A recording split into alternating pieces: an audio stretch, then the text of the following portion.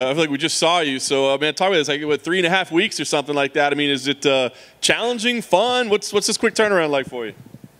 Always a challenge, but more fun this time because I didn't have to get beat up 8 weeks to get here. So, you know, had a good fight with Gaetano over in Abu Dhabi, and then straight back home, straight back on schedule. Kept the diet going. This fight's at 145, so not as much of a struggle. And, yeah, so it's just a little bit more fun this time. How did it come together? I mean, I know you guys had been talking about fighting for a long time, but, I mean, did you guys reach out to the UFC and say, let's get booked quickly, or did they just come to you? What happened? You know, we were supposed to fight a few times already, and I called them out right after that fight. And as I was heading back, my manager runs up to me and he's like, 3 weeks, you want to do it? And I'm like, oh, man. I was like, I don't know if I want to make 135 again. And then they said if it could be at 145. And I was like, all right, sign me up. Let's do this. Very nice. Obviously, the circumstances are understandable why it's at 45. But is this something like you might want to explore in the future? Or does it feel kind of nice? Yeah, I mean, I feel strong. I've never felt another bantamweight and was like, oh, man, this guy's stronger than me. So, but I think I have height disadvantages at 145. So I think I'll continue to be the bully at 135.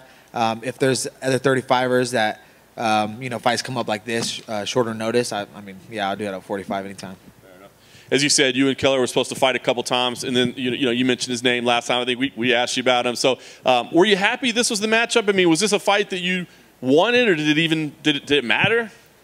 No, I'm getting tagged all the time online. Fans want to see this fight. He's an exciting fighter.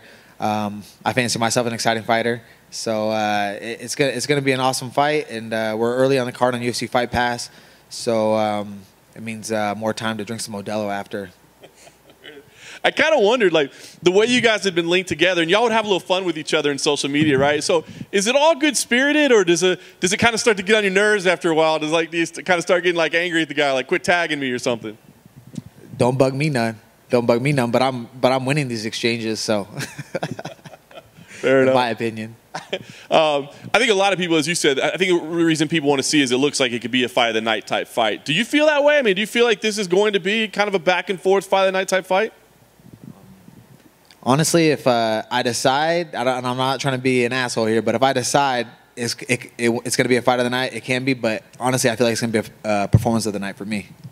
Fair enough. That'd be a big statement for you. What are the goals this year, man? I mean, obviously, you bounce back from the losses, and you got a couple of wins in a row now. What's the plan for you? I mean, do you want to come do it again in 3 weeks? Just stay out here in Vegas? What's the plan?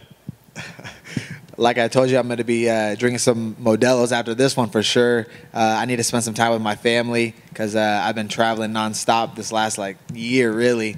But I want to be active this year. Last year, one fight did not cut it.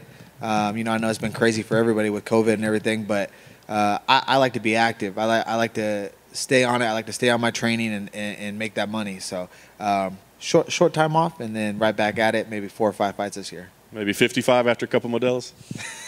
Yeah, shit, maybe. Does a fight take on a new meaning when it keeps getting rescheduled and postponed and stuff like that? Does it take on a new meaning inside your head?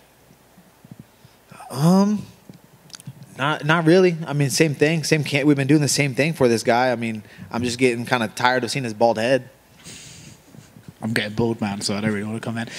Do you think it's something fighters should be more willing to do? Just sort of agree to fight at a higher weight division if there's no real purpose to go down to the lower weight class? On short notice, but I'm a bantamweight. There's something about making the weight, something about having to stay disciplined, something about going to bed hungry that just drives me more. And so, like I said, if it's like a shorter notice against another true bantamweight, then I'll do it. But other than that, no, I want to stay at my weight class, and I will continue being the bully at 135 pounds. I'm sure once you're in the cage, you'll be disciplined. But is that something you have to pay attention to on the way to the fight? You're not cutting weight. Like you said, you don't feel as hungry. Do you have to keep in mind, I still have a fight just because I don't feel like I usually do? No, not really. Not really. I'm just not as mad all this whole fight week. I'm just not.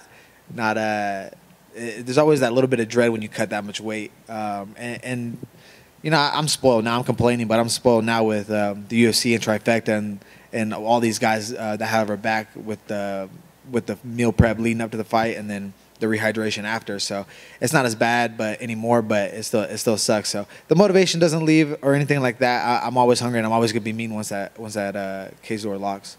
Is it Modelo's only, or do we get some whiskey and vodka involved as well, or how does that look?